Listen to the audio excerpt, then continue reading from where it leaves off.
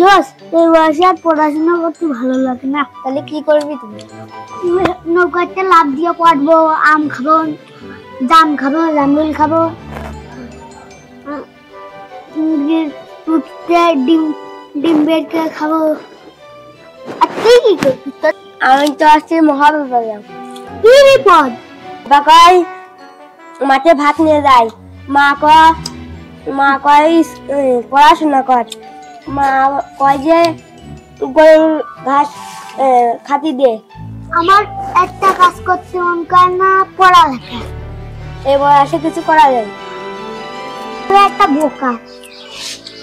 আমার সব কাজ করতে মন করে, তবে একটা কাজ করতে মন করে না, পড়ালেখা। আমি তো ভাবতেই পড়ালেখা ছাড়িয়ে দেবো।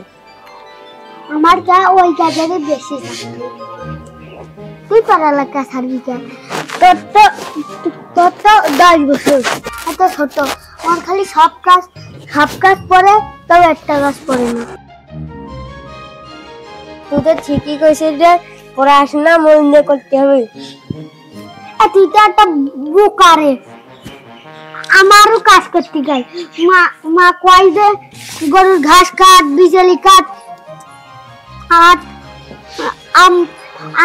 আম নিয়ে খুঁটে। বাপ মা যা কয় তাই শুনি, বাবা হয় না।